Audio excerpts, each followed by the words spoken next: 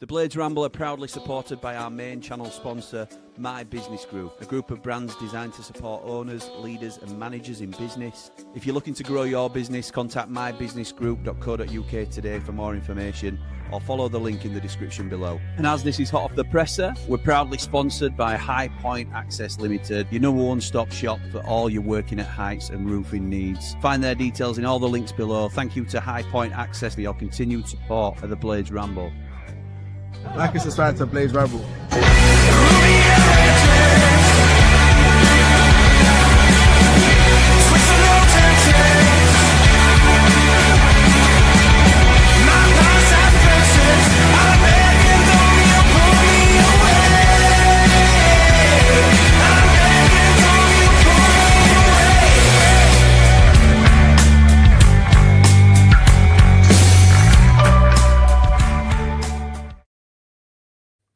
Good evening, Blades, and welcome back to the Blades Ramble. I am quite clearly not Jimmy. I'm standing in for my pal today because the gaffer, Chris Wilder, has been speaking to the media, and I'm hoping I can bring you a factual account of what was said. Some of it might be a little bit ad-lib. I'm picking out bits here and there and kind of shaping it around. There's a lot of information to gather. I don't know how he does it, to be honest with you, fair play to him, but I think I've got a pretty accurate account of the press conference today. Obviously, we've got Oxford at home tomorrow night, the rearranged game. We've also got the transfer deadline looming as well this evening, which, if you don't already know, there's going to be a stream for on Blades Ramble at 6 o'clock this evening, which I will be a part of as well. So I'm on a tight schedule today. I've got somewhere else to be before then, and then I've got to be back for 6 o'clock for the transfer deadline festivities. So without further ado, I'll get into the story of today's presser, which took place at 2 o'clock and was kicked off by Adam Oxley of BBC Radio Sheffield, where he says, we'll get onto deadline day and Oxford in a moment, Chris, but clearly some distressing scenes with Sam McCallum at the weekend. So what's the latest on him? He said, yeah, he's going to be out for potentially 8 to 10 weeks. So he's going to have a minor operation on that one. We all knew straight away, apart from maybe a few over the other side, I think he's referring to the home support there. It wasn't good for Sam or for us, especially because of the way he's been playing. He's been outstanding this season. Completely agree with him. He has been outstanding. Really stepped on this season, Sam McCallum. He had a tough time of it last year, having to play back up to Harrison. But these are the injuries you can't do anything about, really. Hopefully, fingers crossed, minor operation and being successful in that to get him back as soon as possible. Adam then went on to ask him, Tom Davies also left the field. What's the prognosis? And Chris Wilder said, yeah, just a precaution. He felt his hamstring. It was tight. We're just waiting for the results of the scan. So it sounds like potentially good news on Tom Davies, and it's not going to be a long one. It's certainly not going to be one that we need to be worried about in the short term anyway. Hopefully be back soon, Chris Wilder said, and didn't look anything major like Cheo's was playing for the Republic. So he's talking about the injury that Ogbene picked up on international duty there. He said where it looked a nasty one and everyone thought he was going to be out for a while. Same for Gyro, he said. So hopefully Tom's situation will be better and we'll get some positive news back from that. We'll all keep our fingers crossed on that one. Adam said, so he could be involved against Oxford. Chris said, no, sorry, he won't be involved against Oxford. What I'm saying is potentially it's not going to be, fingers crossed, for 6-8 weeks. Gyro, you mentioned, is there an update on him? He said, yeah, he's on his way back, working his way back to get involved. I think we've done, and he means in terms of planning, return to training the week before the Sheffield Wednesday game. Lovely time to be back, that, isn't it? And hopefully he'll be available for that game. I know you've got a few players back from suspension, Adam says, this week, which will be a timely boost with a few missing in Bamford, Samare and Tanganga, which are obviously the three players that have been missing recently with suspensions. I imagine it will be great to have them back from your perspective. Chris said, yeah, definitely, especially with the two senior boys as well back. So delighted to have them back. And you can look back at the games they've missed. Obviously, the suspensions for the boys for the 3 games. But Pat, we coped with pretty well on Saturday, his absence, he means. It would have been an ideal game for him to be involved in on Saturday, but he wasn't, and we just had to get through it. We all felt disappointed with the suspensions of all 3 players, and we've talked about that. To get them back and involved for us is a big thing. Couldn't agree more with him. Any other concerns or people back for Oxford? Chris said no. Jamie Shackleton working his way back. Gyro and Sam and Tom, so that's 4. We usually work on, I think he means in terms of planning and preparation and knowing exactly what problems they could encounter over the course of the season. He said we usually work on 5 or 6 of the squad, so 20% being out. We're a little bit under that, he said. We would like everyone back fit, and we're disappointed as we were in that situation previously, and then bang, bang, bang, we lose players. But as we talked about, there are lots of clubs in worse situations from an injury point of view. Tick, Wilder bingo. You've moved quickly in terms of a left-sided defender, Adam said, in bringing in Leo Hjelde into the building. What do you like about him? And Chris said, yeah, I like him. He's a competitive boy. You've seen his career into Leeds and on to Sunderland, been around their first team, plays left back, plays left centre half in a 3 as well. Gives us that vital cover and balance and competition for Harrison now.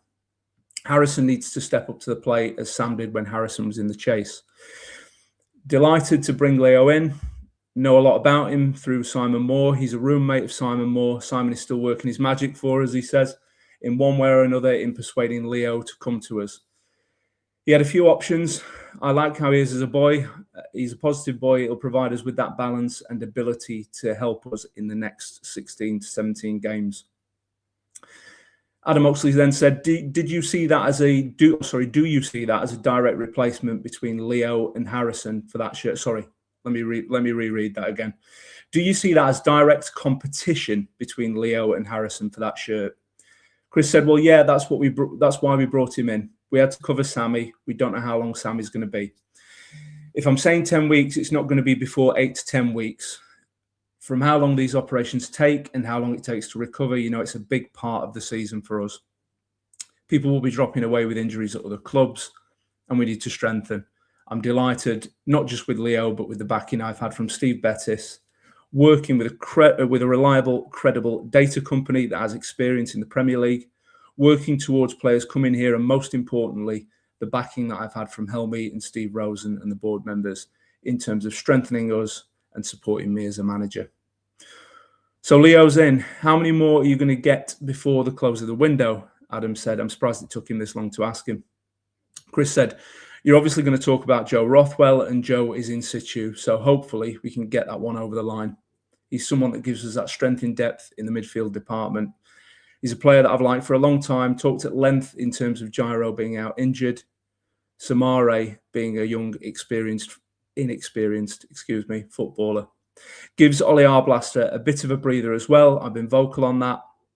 I'm going to support my players. I'm going to put out the reasons why and give some context to some of my decisions and support to the players that I believe is vital.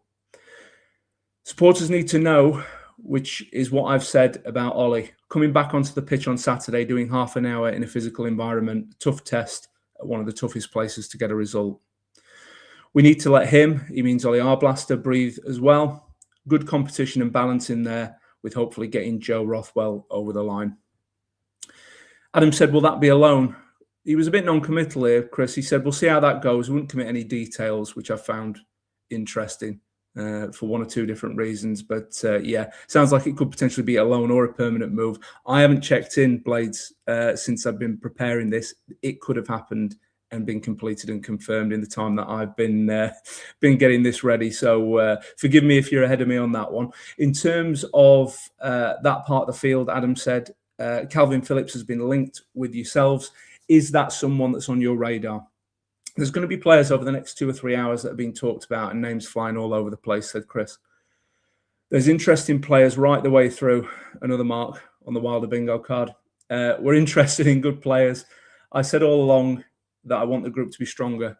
When the window shuts in a few hours' time, when we have a slice of pizza in our hand, which has historically happened, hopefully not too many, he says.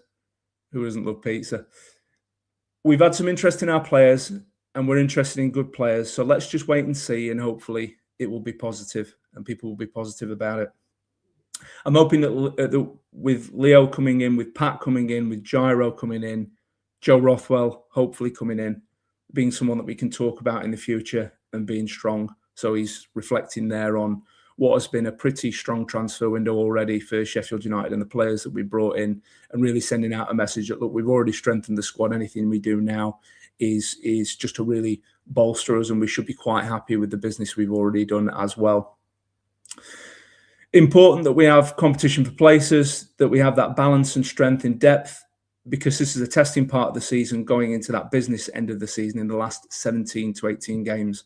I said to the players, if I was 24th, I'd want to be 23rd. If I'm 23rd, I'd want to be 22nd. And if I'm 15th, 14th, you get the drift. If I'm top, I want to be 10 points clear. We're only going to do that with competition for places, standards not dropping, people raising their game and playing at the intensity we play at when we're at our best. I've been delighted over the last 2 games. I think it epitomises what I'd like to see and what we're all about against the top side in terms of how we went about it at home to a top side, and he means Ipswich there, and then going to arguably the toughest place in the division in Millwall. We need this group to be as strong and as together as possible. When we lose a player, we need someone to step in, like missing our 2 centre-halves, a midfield player, Pat missing on Saturday. Players need to come in and do a job, and they have done. Adam said, in terms of outs, is that likely to be more fringe players in terms of Matos and Nwachukwu, or could there be potentially bids for other players like Brooks and Sariki? No, there have been no bids. Well, he said no, there have been bids. Bids, he means my conversations with Steve are that I want to build, but anything can happen in the next few hours. Ooh. But we have to be alive to that, and we have to make some tough decisions. I suppose the toughest decision would be moving players on that we want to keep. But sometimes that gets taken out of our hands because of the fees involved and the valuations we put on the player. But we don't want to lose. We want to build, and we're building nicely, as everyone has seen. Current form since the Sheffield Wednesday game, I think, is 1.9 points per game, is what Chris said, which is pretty good. It's close to promotion form, nearly 2 points a game. We want to keep that going, and we want to keep our best players. Have you had any formal bids for the likes of Hamer, Brooks, Sariki? Had a little bit of a tell here for me because he looked down when he was asked that question. No, there haven't been any bids on the table that come anywhere near our valuations. There have been a couple of inquiries, but nothing that goes bang and makes us think we have a decision to make. So he said no, but he kind of confirmed there that yes, there have been inquiries, and there have been, sounds like verbal offers to me that weren't deemed acceptable, so they moved on. Adam then asked about a player that we've been linked with in the last day or so, Harry McGlinchey from Chelsea, asked if he was coming in. Chris said no, nothing in it at all, don't know where it's come from. They then quickly moved on to Adam saying, big month ahead, isn't it, in terms of the season, and you've got some teams around the bottom and the top end of the division that you'll be playing. How much can the next few weeks define what is possible? And Chris listed off upcoming home fixtures and said, all those games take care of themselves if we're at our best and alive to it. Being at our best on the road, going to tough places like Portsmouth and QPR, real tough places to go. As I say, I think those other games, as I saw them, can take care of themselves if we do things the right way, he means. Everyone will roll into tomorrow expecting us to be 3-0 up, but I've been here before. And that's the situation we're in, around the same part of the division as Oxford, and people might think differently, and I get it, but people might look at current form. But essentially he's saying, look, we're around the same part of the division as Oxford. We've got to earn it against them like we would against anybody else. He says people may look and say maybe we're in a false position, but the fact is we are in this position. Our supporters might expect us to roll up and turn it on and be 3-0 up after 30 minutes. Oxford turned Ipswich over at home and lost a close game away. They turned Southampton over. They turned Leicester City over 2 weeks ago on their patch. This isn't a straightforward game. They've got a new manager, and I'm disappointed the game was called off. I was looking forward to it. They brought in players, and there will be a renewed sense of optimism for them to go and win a game of football. These are the games that hurt you if your mentality isn't right and if you're not bang at it. There'll be no excuses. Players know where I'm coming from. The narrative has been as strong as ever as it is for these games from me. It will be a different atmosphere inside Bramall Lane on Tuesday night, which I understand. Oxford aren't going to be a Coventry, a Middlesbrough or a Sheffield Wednesday. I'm not really bothered if there are 30,000 or 3,000 in there. It's what our standards are like individually and as a team. And if we let our standards drop, we're going to get hurt. If we're at it, we give ourselves an opportunity. Love him. No complacency whatsoever. Big respect for Matt going in there and his team, and they'll come to do what they've done to other teams. Adam said, how different is it facing a Matt Bloomfield Oxford now than it would have been under Gary a few weeks ago? He's referring to Gary Rowett. Chris said, no, same set of players. They've obviously changed a few around, but they're playing in a similar style. They can mix it up. They can go long. They have good players, set pieces, long throws, pace up front. Good players right the way through. Another Wilder tick. It's championship football, he said. All the things that underpin our performances, doing the right things, being good pros, forward runs, recovery runs, playing in the right areas, making good decisions. They've underpinned all of our good performances, especially at home. We've been here before. They all realise and understand where I'm at with it. We're bringing good players in. We're still in that build. Whether it's now or in the summer, we are looking to see who's going to be a part of it, and they need to understand I'm not into taking shortcuts. Little reminder for a few there, I think. We have to be unbelievably consistent with our approach, things that can happen that you can't control, but we have to control the stuff we are good at. And then Adam said to him, good luck tomorrow and enjoy your pizza. Danny Hall then picks things up from the Sheffield Star, and he said, he asked Chris Wilder which pizza he dives in for. Chris said, I'm hot and spicy, obviously. I bet he was after the Wrexham game. You mentioned Simon Moore, Danny said. Football is an insular game, isn't it? And everyone knows everyone.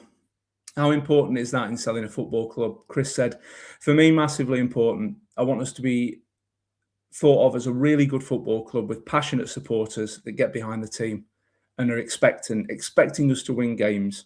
And we've made that situation now. Very few players, I think, have left here who didn't have a good time or had bad things to say about the club. You're going to get the odd one that might be a little bit bitter and looking for excuses. I look at Moro, John Fleck, he name-checked a few here, McGoldrick, John Egan, all the boys that have been here over the 10 years and have left with fabulous memories. We want our reputation to be good with players and former players and other clubs. I'm ringing Simon up and he's giving us a fabulous reference on Leo. Having good people in your football club and around your football club is huge for me.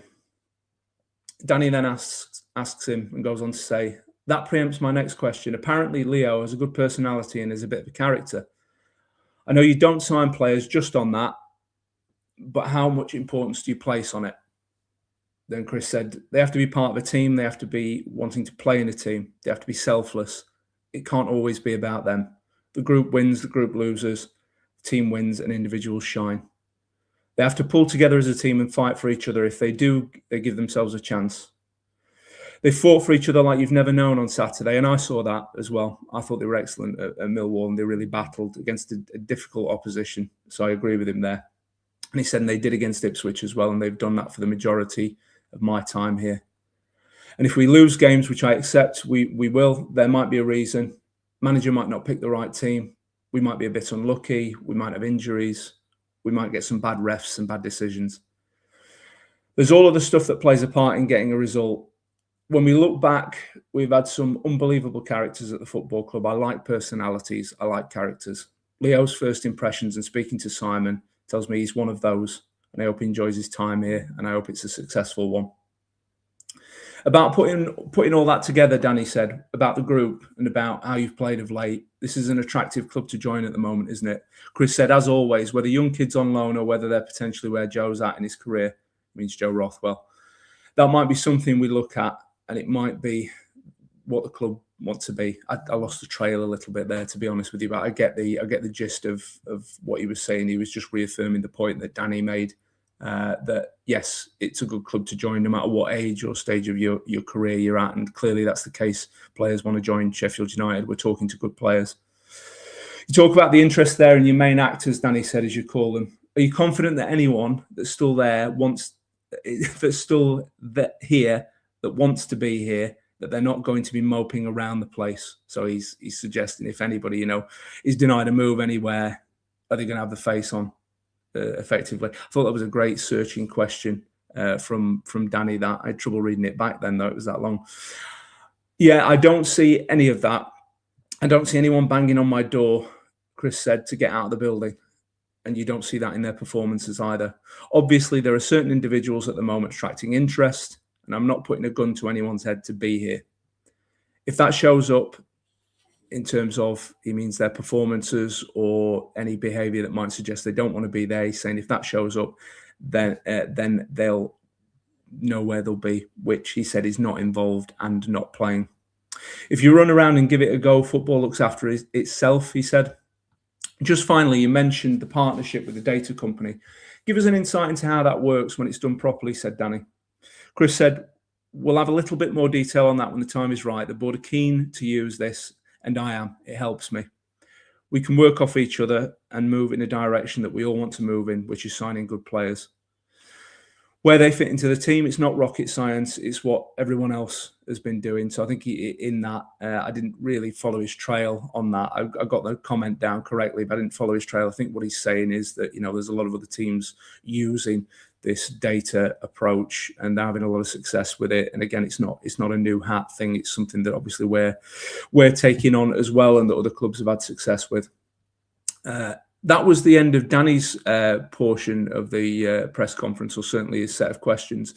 There was another journalist on the end that Chris referred to as Stu. If anyone in the comments can let me know who Stu is, I'm sorry. It might be someone I know that I'm not thinking of off the top of my head, drawing a blank at the moment, possibly a freelance journalist, I don't know. But let me know in the comments if you do know, set me right. But Stu said, just talk us through Saturday when left back suddenly jumps up in the list in the terms of priorities. How much of that work is done in advance in case we need a left back? I thought that was a great question. Chris said, it wasn't a position we were looking at because we have the balance of competition between Sam and H, i.e. Harrison Burrows. So you're right. Deep dive into the long list of left backs that are available, which is essentially what they've done as soon as they knew that Sam was going to be out for some time. Everyone knows the difficulties with January, Chris said, and the madness of today, which is absolutely bonkers, but we have to accept it. It's part and parcel of the game. You might have to move on to accommodate something else that might be more of a priority. So what he's saying there is you might have to move desirable transfers or targets out of the way if something suddenly becomes a priority, i.e. bringing in a left back to cover for Harrison Burrows. We have at this particular moment in time one left back in the building. He said Ben Mee could go there, don't really want him to. Brooks could go there, certainly don't want him to. Chong could, but not really suited. Don't really want to change the way we play or the formation. I agree with him there. It's not the stage to be doing that. Then you look at the players that are available. The recruitment boys are on top of it, whether they're different styles or young ones or older pros coming in. For me, Leo is an ideal one. He's a solid left back, good on the ball, and gives us balance. And then Stu said, one thing Leo has got in coming with Joe Rothwell is that they were both involved in a title race with you, weren't they? How important is that in terms of experience? And Chris said, yep, they know how to deal with it where the expectation level is sky high. Whether you're a young kid at 2021, you have to turn up, or if you're Joe's age, there's expectation level at Sunderland, expectation level at Leeds. You're expected to win, and it's the same here. He was then asked, as you know, Rothwell was very important to Leeds last season with set pieces. Lots of talk about the importance of that this season, even though it's always been important. But is it higher in your list this season when looking for quality? Chris said, well, no, it's always been important to us. We're high up in stats in terms of first contacts. It means on set pieces. We place a lot of importance on that. We had a couple on Saturday where Sammy really should score. He said, I always think there can be much detail as you like on this, Stu, but ultimately, or usually, sorry, he says 10 times out of 10, if the delivery isn't in the right place, you're not going to get the outcome you're after. Chris also said it's quite difficult with me to talk about Joe Rothwell, but when he gets over the line regarding the player's qualities and characteristics, we can come back to it. Stu said, how difficult has the market been this winter in terms of balancing your squad and moving on your fringe players? Chris said, yeah, it's been pretty difficult. We're getting there. A couple of young boys could go out, one after the window and maybe one before it shuts. Trimming the squad was important and making sure that it wasn't bloated. we look at it, I suppose, like the last press conference, you've brought Gyro and Pat Bamford in, 2 ticks in the box for that. You've brought Kiana in, and he's not particularly up to speed at the moment, Chris said. We're signing good players, not poor players. Just maybe adding one in because we need, let me go back on that. Just maybe adding one in because we need to, because we feel in the middle of the park we're pretty light and anything can happen. Tom out, Gyro injured, and that puts more pressure on Blaster. Quickly, the picture can really change. So I think when the window shuts, we'll be delighted and thankful for the support that I've been given. Stu then asked, just give us your perspective on Harrison's season. I think it's fair to say that when you came back, there were quite a few of last season's team that hadn't got going. And Harrison has suffered from Sam's good form. Where is he in that? Chris said, I totally agree. You don't produce what you did last season and you don't lose that ability. And what he produced last season was outstanding, he said.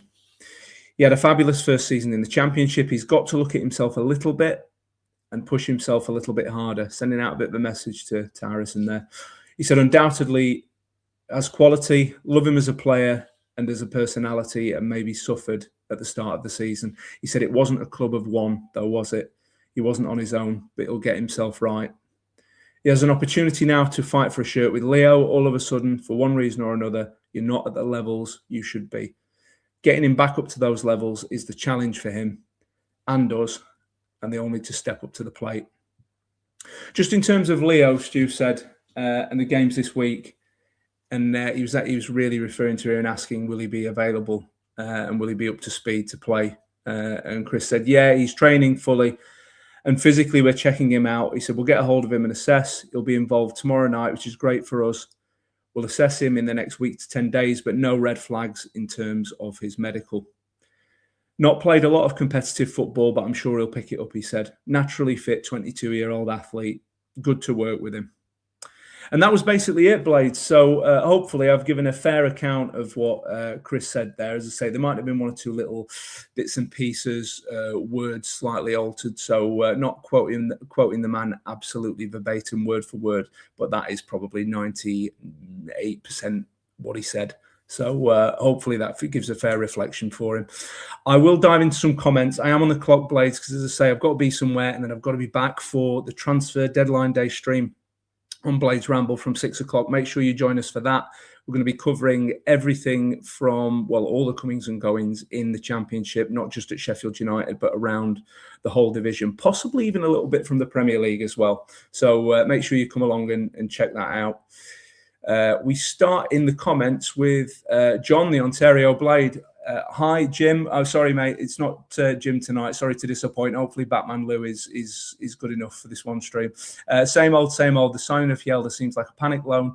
He recovered from an Achilles injury and has only played 45 minutes under 21s this season. No first team, but I hope he does well. Be positive.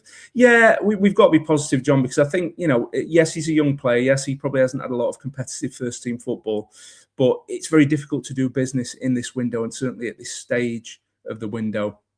And clubs don't generally want to let good players out that are playing regular football in the first team, and certainly not ones that you can take from either higher up in the division or from the Premier League to strengthen your team. So sometimes you've got to be a little bit creative and look for maybe some hidden or unearthed talent, which hopefully we'll find that Leo Yelda is. Ian, hiya mate, thanks for joining. He's in the comments with Evening Batman, drove past Ellen Road twice today and then found out that we're signing half a team of their old players. Yeah, we have. So we got Pat and obviously Joe Rothwell potentially coming in as well, and links to Calvin Phillips as well. I'm just trying to look back to see if because he was asked about Calvin Phillips, Chris, and I don't know where that comment has gone in the transcription here. I can pretty much cover it for anyone that does want to know, although you've probably gathered what is or isn't happening with Calvin Phillips at this point. Chris was asked about him and he was just completely non-committal and said there'll be lots of names flying around. I may have covered that earlier, but I can't quite remember if it was there. But Ian says, up all the rambles, like and subscribe. Richard says, Calvin Phillips, what is happening? Don't know, mate. I have had my head down. I've been at work and then I've dove straight into this. at the end of my working day. So I've got some catching up to do, especially before the transfer deadline day stream, because I'm taking part, and I've got 3 clubs in particular that I need to know what's happening with them. Otherwise, I can't really tell you a lot at that time. So Ian says, incidentally, one of the stands appears to be sponsored by Astonish. Are they trying to get rid of the dirty Leeds tag? No comment, Ian. Paul says, some statement if Blades sign Phillips. Yeah, I think he's a big name player, isn't he, mate? Certainly it's not going to be on a permanent transfer, but if we can get him in on loan, adds some potential quality and experience to the side. Again, hasn't played a lot of regular first-team football recently, but a player, with some pedigree. I've got, I think, a West Brom fan in the comments here. Yeah, we have. Leave Mikey Johnston alone. Can't ever promise anything, mate. I like Mikey Johnston. I'd love to have him at Sheffield United. I think he's a fine player. But I think the good news for you is that we're probably not in for him today. I certainly haven't heard anything, unless someone can let me know in the comments. If we are in for him, I'm delighted. Bisto Brett, my good mate, is in the comments. Go on, Lewis. Jimmy is shaking in his boots. Born natural presenter of all the positive ones. I'm not sure about that, mate. I think I've got a long way to go to catch up with Jimmy Ramble, but hopefully, mate, I can do him justice, at least do a little bit of a job for him while he's busy and detained. Jack, another one of my mates. Now then, Lewis. A bit of a big Tony sign in there. Dave Morwood, go on, Batman, you'll smash it. Up all the rambles, up the blades, up the positive 6, like and subscribe. Thank you, my mate. Alessandro said, natural presenter, pal. Thank you, mate. Appreciate that. It'll be a very good January window if we add Rothwell and Phillips whilst getting Matos and Nwachukwu out on loan. Even better if we also sell nobody late on. Up the blades, up the ramble. Yeah, I'm hoping we don't lose anyone, mate. I was a bit spooked when, there were some comments about possible interest in Andre Brooks and Femi Sariki. I think the latter attracting some interest from Everton. When the Premier League comes calling, it's always a little bit nerve jangling towards the end of the window. I think they're 2 players that have really stepped up to the mark for us recently and have proven to have created a really strong partnership. So hopefully we can hang on to them before the end of the window. I'd like to hold on to all of our key players. There are some that need to go out on loan, possibly 1 or 2 young ones and some fringe players. But if we can keep those main actors, as Chris said, and add 1 or 2, I think we'll all be pleased. Nathan said, I'm happy with Hamer or O'Hare down the left if we can't get Johnston from Albion. Sounds like there's something to this Mikey Johnston trail. There might be some legs to this. Let me know in the comments if there is, because I'd love it for us to sign Mikey Johnston. I think he's one hell of a player at championship level, and I think he would certainly add some quality to us. My mate Tom says, hey up Blue, not seen the presser but loving your rundown. How are you feeling about it personally? I'm looking forward to tomorrow, feeling positive. Up the blades, up the ramble, up the Bramall Lane, is that? Sorry, Tom, I'm missing what that last one is. How am I feeling about not seeing the presser? How am I feeling about tomorrow? Mate, I don't think any game at this level is difficult. I think we shouldn't underestimate teams like Oxford. Yes, they're down there struggling, but I've seen them, as Chris said, turn over some very good teams this season. So they'll provide a tough test, like most of the teams we play against at this level. Jamie said, hey up pal, hope you're well. I'm just on my way back from work. Have a safe journey back, mate. Hope there's some good news in the transfer window for you when you get back. Hopefully we've confirmed 1 or 2 signings to brighten up your evening. Sonny Glasby of Glasby's Pallets, and they're there for all your pallet needs. Just to plug one of our fine sponsors and a sponsor of Ramble FC. Nice to see you, mate. Bleeding Nail, Jimmy looks well. Oh, blimey, he'll be after you for that, Sonny. Hope you well, Lewis. It's been great to see more of you, especially on Ramble FC. Thank you, mate. Keep the work up, and what a day so far, signing wise. Hopefully plenty more in. I think I've missed out on some news, because I've been working away and preparing for this. So, I'm bringing you the press conference, but it sounds like I'm way behind in the transfer window. So we'll have a look at that. John, sorry, Lou, you're doing a great job. Thank you, mate. Appreciate that. Heard United were looking at Johnston, but haven't followed it up yet. Okay, well, if they're going to follow it up, Andy, they need to do it pretty sharpish, because what are we now? 5:34 p.m. and I believe the window shuts at 7 o'clock, so they're going to have to get their skates on. Obviously, we've been linked with some other players at the top of the pitch as well, so there may be other targets. A lot could happen between now and the close of the window. Up the Batman, Lou. Oh, mate. What can I say? I missed that one. Missed an obvious one there, mate. So thank you for that. Batman. Thanks, Andy. Yeah. So at the moment, we're at the end of the comments. Blades, what do you think? Let us know in the comments about what you think of tomorrow going into the Oxford game. You know, are you confident? I'm pretty confident that we go into tomorrow and beat Oxford. I think it was a real shame that the game got called off in the first place because we were getting on a little bit of a roll at the time. And I think it stifled our momentum somewhat, possibly gave us an opportunity to get some injured players back though. So yeah, you're losing one hand, you're gaining the other. Hopefully we can go into tomorrow and take all 3 points. And just look, at this stage of the season, we are playing, very much playing catch up. There are still some people that think we can get into the playoffs. I personally think we're running out of games. So if we're going to do it, we've got to really step on it now. And hopefully anyone we bring in between now and the close of the window at 7 o'clock is going to help us to do that. Just to say as well, if anybody isn't subscribed to Ramble FC, and a plug for that here, please go over, like and subscribe. It's free. It's not going to cost you anything to subscribe to Ramble FC. There's some really great content over there with football therapy on a Thursday night, all aboard the championship on a Tuesday, and top 20 takes on a Thursday night as well, which is normally in and around the football therapy stream normally afterwards. So yeah, go and check that out if you're not already. And yeah, I'll be back at 6 o'clock, as I say, for the transfer deadline day stream. Adam has come in with a comment at the end. Mikey Johnston will be wicked, brings a different sort of flair and isn't scared to run at teams. Don't write us off yet. Up the Blades, up the Ramble. Yeah, I think he would be a great signing, mate. He's one of my, one of the players I often pick out at this level, and certainly on the stream I just mentioned, all aboard the championship. He often gets a mention from me. Excellent player, can really make things happen at the top of the pitch, and would certainly add some depth and competition in those wide areas for us. So that's it, Blades. I'm going to call it there because, as I say, I've got somewhere pretty important to be, and then I've got to be back here later for another Ramble. So thank you very much for joining me. Keep supporting the Blades Ramble. Remember, if you're not already subscribed to Ramble FC and to Behind the Ramble, get over there because there's some great content over there that Jimmy's putting out and some of the other boys are putting out. It's worth checking out. And, well, I'll finish on a typical sign-off note, and I'll see if I can do it justice.